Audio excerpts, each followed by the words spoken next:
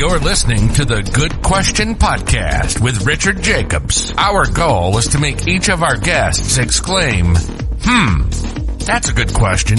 I don't know the answer. Because when that happens, it means you, the listener, may be inspired to learn more beyond the interview and to ask great questions yourself that lead to new insights. In this podcast, we cover historical and current anthropology, comparative religion, and history. Welcome, and let's get started.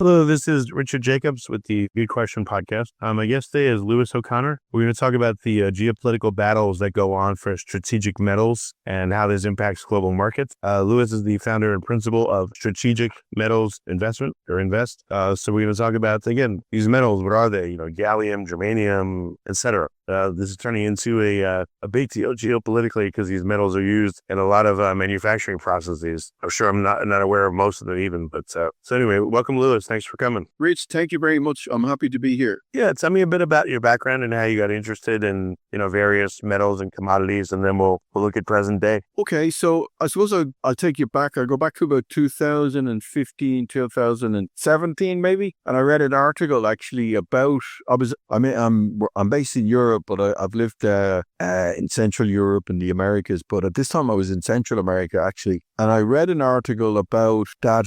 Well, this had happened just a couple of years before, but the price of what we call rare earth metals had sort of tripled and went 3x and 5x in the space of a few months, And the reason it happened was there was a dispute between China and Japan over, actually a territorial dispute, and the Japanese detained or kidnapped a captain of a trawler, Chinese fishing trawler. And in retaliation, China restricted the export of these rare earths to Japan, and the prices went up. And it really caught my attention because I thought, how can one country sort of trigger, something like this? It was a geopolitical situation. It wasn't because of a shortage and so I just started to do a bit of research, and I eventually then found this company in Europe who, these raw materials are pretty much now the backbone of manufacturing in the 21st century. I mean, call them strategic metals, but that's an umbrella term for defense metals, energy transition metals, technology metals, space exploration, aviation, you name it. They're critically needed in these industries. And as I found out, China pretty much has a monopoly or an unrivaled dominance in this particular market. And it's funny now, that's 10 years ago, but just like this year alone, they're being mentioned almost daily now in the news and stuff. So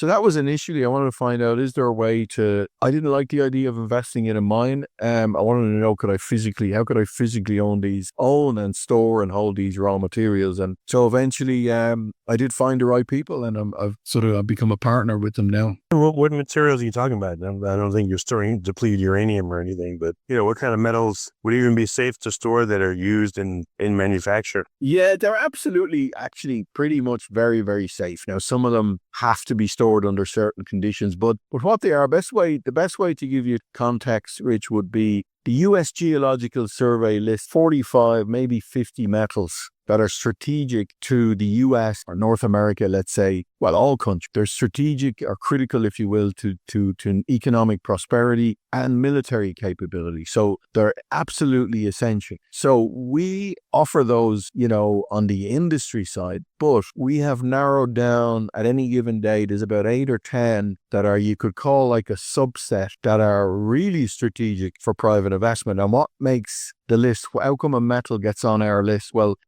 we look for which ones are the least in production. Hafnium would be one, rhenium another 40 to 50 tons a year. So we look for which ones are actually the rarest, which ones are the most in demand, where is their supply or heavy supply concentration risk, and which ones have the most applications or provide the most diversification. So we're looking for the raw materials that you could say the upstream raw materials that ultimately become trillions of dollars in downstream GDP. And right now, they would be 5 technology metals: gallium, germanium, indium, hafnium, rhenium, and then some rare earth, dysprosium, neodymium, praseodymium, and terbium. That's just a few to give you an idea. They are hugely in demand. Like, for example, AI, artificial intelligence, runs on data, but it relies on rare earths for, the magnets and the cooling systems to power the servers. Okay. So you guys, will actually, let's say hafnium. I mean, what does it go for, like per ounce or per gram? And do you guys buy up a stake of it and sit on it, or what do you do? No, what I did is I partnered with, and this is probably the most important thing I'll say, throughout the 30 minutes, in terms of safety, security, which is I found a company in Central Europe, in Frankfurt, in Germany, who their core business is they buy and sell these metals. So they, they're 85% of their business activities are they're buying directly from producers and they resell to manufacturers, Apple and Tesla, BMW, Siemens, any of these manufacturers, technology companies. So luckily, that's their core business and that's what they do very well. However, they also have the largest logistics and distribution platform for these metals outside of China. And so they have access to maybe over 4,000 clients in 74 different countries. So that's their core business. However, they have a little side business, and that's where I came in. Is when I met them in 2020, they had a few, they were inviting private investors as well to participate. And I became their first partner outside the sort of German-speaking region of Europe. So I'm based in Ireland, UK, but actually, funny enough, 80% of my clients are coming from the US. So they have outsourced the sales and marketing to private investors to a limited number of partners like myself. So, it's not like I'm just a guy that has this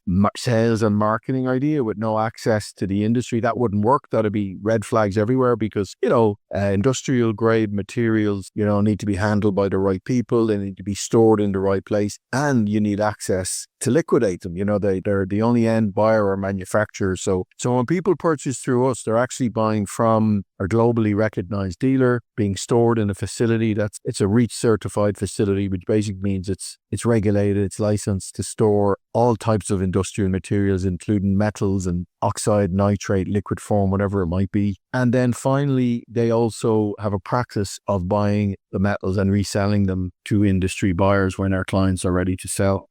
Okay. So you work with groups like this, so you don't actually touch most of the metals. You're just facilitating the buying, selling, storing, and all that. Exactly. And you can be happy to hear that I don't have anything to do with it because, chain of custody is hugely important. And, a lot of these materials, say, come from China. Gallium, for example, comes in 10 kg or 25 kg barrels. And even our clients, like our clients that own these metals, those raw materials they own, they're still in the original packaging from the producer. And they'll always remain that way because no industry buyer, whether that's Tesla or Apple or a small thermometer manufacturer, they won't buy these raw materials unless the chain of custody is intact 100%. There's no, these could end up in the end, in an F-35. It's like a collector buying the first Spider-Man, unless it's in perfect condition, they don't want it. Exactly. Well, do you guys keep them in mint condition, I guess is what I'll call it, so that they can be resold to anyone? Exactly. Oh, yeah. Look, unless you're a hobbyist, I mean, you wouldn't come to us if you were a hobbyist anyway, because you wouldn't want to buy the amounts we sell. But yeah, I mean, in a lot of cases, I mean, metals can be stored almost indefinitely. However, the oxides, which are the powdered form, they require certain conditions. But yeah, they're extremely liquid raw materials. So we keep them it's basically a distribution platform. We supply manufacturers all over the world from there. So, as I said, we've about 50 people in the office in Frankfurt working on the industry side. And again, that if it wasn't for that, we wouldn't safely be able to invite private investors to participate. Have you, so you're doing this for investors then? It's an investment play for everybody? Well, yeah, my specific area is private. I work with just private investors. I suppose what I'm saying is there's three facets to the business. There's the industry, there's the storage, and then why I'm talking to you here today is we invite private investors to buy these metals, store them, and, make some money. I mean, believe it or not, and people, I don't expect people to believe me now, but they can believe that I believe it and they can find this out for themselves. None of our private investors has lost money if they've held them for a minimum of 3 years. We recommend 3 to 5 years, 5 years even better. And, historically people make money. What's, I don't know, just, I know every investment is different and all the caveats, but what are some examples of some nice wins that you guys have had? So in the last 5 years, for example, when we went into lockdown, terbium, which is a critical material for computer chips, for semiconductors. When we went into lockdown, there was a massive surge in demand for, laptops. Everybody was going to work from home. So anything connected to working from home. And because there's a sort of an inflexibility, or I suppose an inelasticity supply, when demand increases, supply just can't keep up. So terbium went up 500% in 3 years. Now, it's since corrected. But then when we came out of lockdown, hafnium went up 250% in about 18 months. Hafnium is a super alloy in jet engines and rods for nuclear reactors, jet space technology or rocket engines as well. It's got this ability to withstand, to perform under extremely high temperature. So it's not substitutable in jet engines. So what happened is when we came out of lockdown, Boeing, Airbus, they're all putting in orders. In aviation industry came back alive again. Same thing, inflexibility to supply, demand surge. Took a while, about 18 months for that to correct. And in the meantime, and now recently, just since April the 4th, when President Trump announced the tariffs, China countermeasured with tariffs, but also what a lot of people didn't see is they restricted 7 rare earths, and those prices have gone up quite a bit. I'd say they're double what they were in April, in some cases more than that. So you have these what we call scarcity-driven price hikes or increases, and that's where something I should mention as well, Richard. The manufacturers call these metals the spice metals, which is a very good description of them. So they're only used in small concentration. So for example, there's 12 of them in every smartphone. There's 12 or 13 semiconductors in every smartphone, but there might only be 0.01% of indium in that phone. There might be only 0.02% of neodymium. Now, neodymium is in the tiny little magnet in the speaker, but that same neodymium is in magnets, wind turbines, and electric cars. Now, here's the kicker. When the prices for these raw materials go up, the manufacturers just absorb the price because they make up they only represent a small makeup of the overall product. So it's far more sort of catastrophic for, production of the iPhone to shut down than it is for the manufacturer to pay a 50% increase. So there's a sort of quite a few hidden dynamics behind it. Oh, but actually I was thinking, so the black market in these materials, it would be difficult because everyone wants to know the provenance of them. But is there a black market for them? And who buy? I guess I don't know who would buy them in the black market. Yeah, no, it's a good point. There was, say going back to the 80s and the 90s, there was quite a few rogue mines, if you will, operating out of China and stuff. And China has really, really, really cleaned up the industry. I mean, they've taken it over, so they've also cleaned it up. There can still be, I think, a bit of smuggling going on, but very little comparison to what it used to be. But also, like you said, the U.S. Department of Defense are not going to buy from Joe Soap, who calls them up and says, they only deal with recognized suppliers with full chain of custody. People like ourselves, I mean, we're in business on the industry side,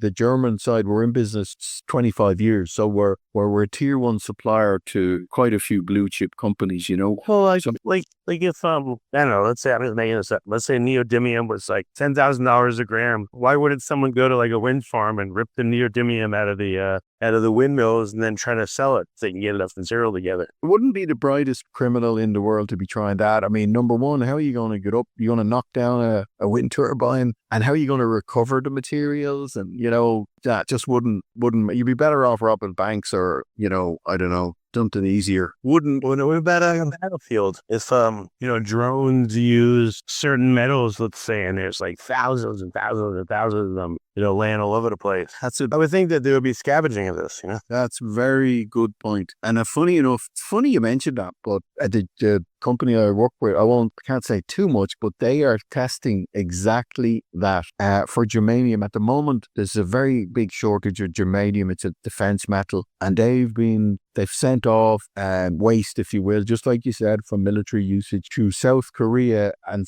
it's being recovered and remetallized. And at the moment, it's looking quite positive. If they can get it to a certain purity level. So it's funny you just thought of that now. I think they only just thought of that 25 years ago. So we might have to ask you of any other area. It's funny. Well, I figured again, once something gets valuable enough, it starts to become worth it to salvage it wherever you can, to steal it, to do whatever, So that's the big way. What are some of the most valuable metals that you've seen? What are the prices approximately? They can all sort of spike when there's I'll just tell you why as well, why there's an inflexibility. So there isn't a mine for gallium or germanium. So these rare earths, they're always a byproduct of another raw material. So they don't occur naturally in abundance in the Earth's crust. So one example, hafnium is a byproduct of zirconium mining. Gallium is a byproduct of aluminum. So for every 50 tons of zirconium, you'll only get 1 ton of hafnium. So they're also very chemically similar. So they have to be extracted, separated, and then remetallized. And that's a very messy, complicated process. And basically what Europe and the US allowed happen in the last 30 years is we exported our pollution and this mining to China. We thought back in, the days when globalization was such a good idea, we thought, well, look, we just let China do this. They'll do it for less money. It's messy, and we'll just buy the raw materials, cheaply from them. Now that has now sort of backfired because it's just not a good idea. You've probably noticed yourself, it's practically been in the news nearly every day this year, which is the US, Europe, are all trying to wean this dependence from China. But these raw materials, they're hard to get. There's not many of them. And at the moment, China's about a generation ahead and $1 trillion investment ahead of everybody else. Oh, wow. I didn't realize how much.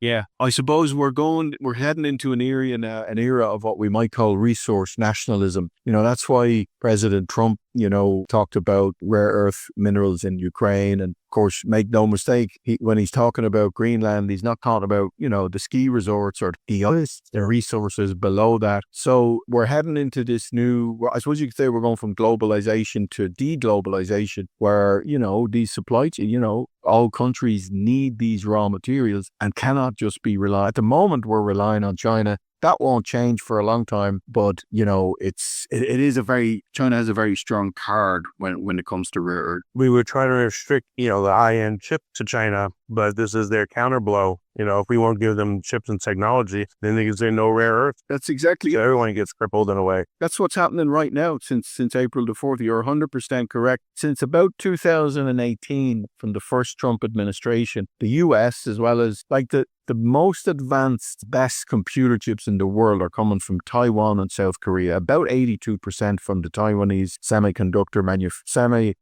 manufacturing company. Now, since about 2018, we've been restricting the technology, the technology for the best chips. And in retaliation, China says, okay, well, we'll withhold the raw material you need for them. That's exactly what's happening now in real time with dysprosium, terbium, and germanium. And that's why you've seen in the last sort of 6 weeks, a flurry of meetings between China and America in Geneva, in America. And I believe they're meeting again, or they already met again, maybe this week. So it's the one bit of leverage China really has. If just recently, if you look, the CEO of Ford Motor Company said, if we don't get rare earths, we've only 3 or 4 months supply. If this continues, this announcement from April the 4th, we'll be shutting down production. No question. What about other nations? Let's say some nation that is not doing so well. I don't know, the Congo, let's say coltan or I don't know, I don't know if there's any rare earths, let's say besides that there. Why don't they take an extra step and finish and not just sell the raw, unprocessed material so they can gain more money for their country and they could have a significant point of leverage in the global trade of metals? There's got to be other countries that have stuff too, even if it's just one rare earth. Correct. You're right. No, you're 100% correct. Yeah, we're seeing that. For example, look at China, for example. China has about 50% of the world's reserves, but they're also they're the largest importer as well. They've very good relations with their neighbors, or loyalty at least, for raw materials. So they're getting the ores from Myanmar and Laos now. So we are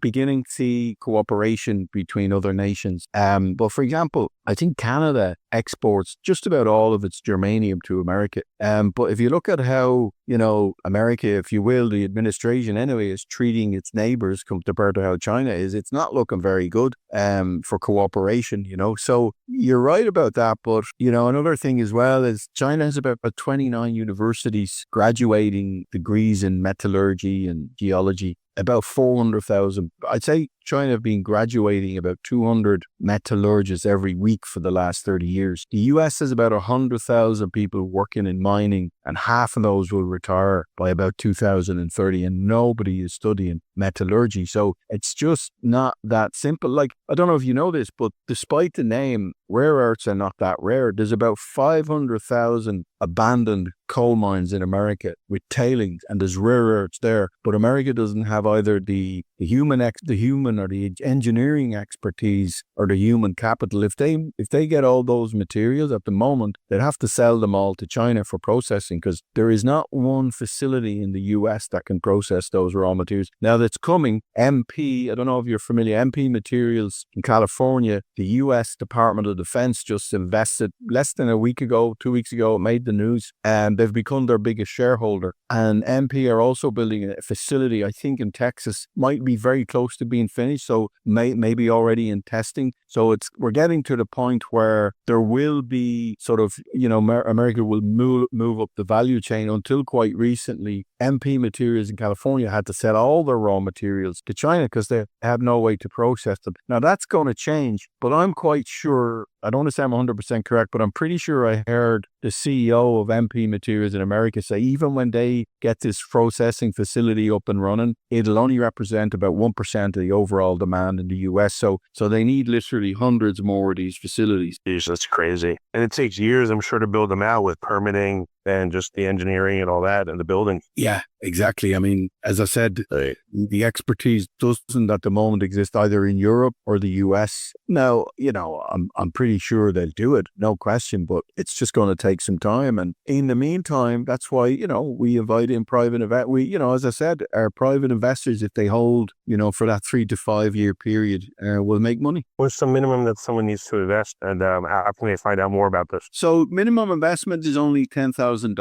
They can come to the website, strategicmetalsinvest.com, or if somebody emails me, Louis, Louis, at strategicmetalsinvest.com and mentions Rich Jacobs, then, we'll take good care of them. Well, I appreciate it. Again, I know these probably are outliers, but what are some of the returns that some of these metals have seen over the past 3 to 5 years? So I'd say the average, if we recommend people diversify, and be invested nearly in all, in modern technology, in aviation, in defense, in AI, in energy transition. So, that'd be about 8 or 10 metals there. And if you bought, say, all 8 or 10 we offer 5 years ago, the average would be about 34% a year of gains. However, there's a sort of an even better story there as well, which is during that period, terbium went up 500%. So if you own an asset and it's gone up 500%, we recommend, we'll tell people to sell it. They might sell all some of it, hastium. So again, what we recommend is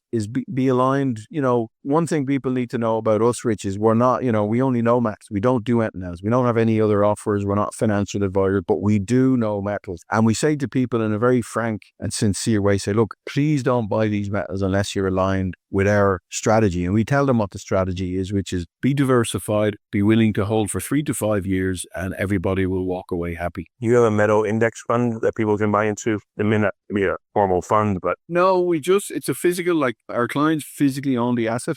Just same paradigm as owning gold or silver. So they're actually... They don't take home delivery, hopefully, right? No, they go good if they, but we wouldn't recommend it. It'll cost them money, transportation, maybe taxes. But to be honest, if somebody I've clients from all over the world, and I've had 1 or 2 prospective clients from the US who didn't buy because they didn't, wanted to take delivery. And we almost talked them out of it then, because we don't want uncomfortable situations with private investors. So let's say somebody, wants to ship, into Texas, right? Gallium. They buy 100,000 from us. They pay us, then they pay to ship it, and it arrives at, customs in Houston. And the customs agent will look at it and go, okay, this metal has civilian and military applications. Who's this person? What do they want it for? Then they'll call up the client and he says, oh no, it's just an investment. So we don't want that because, US customs might not even allow them to take delivery. They might say, there's no way, this is on a critical list and it's, Right. We don't want that stuff. We'd rather they didn't buy than, have a problem later on. It's just not worth it for anybody involved, Okay. Well, very good. So people should go to strategicmetalsinvest.com. That's it. Okay. And they could, you can create a coupon code or whatever it is if they heard you on Finding Genius. So it's very good. Well, Louis, thank you so much for coming on the podcast. I appreciate it. Thanks, Reach. A pleasure. If you like this podcast, please click the link in the description to subscribe and review us on iTunes. Thank you for listening to the Good Question Podcast. Please email support@thegoodquestionpodcast.com if you have any referrals to great guests for us to interview. Visit thegoodquestionpodcast.com to hear more interviews. And please help us spread the word by rating and reviewing us on Apple Podcasts, iTunes, Spotify, YouTube, or wherever you listen to this podcast.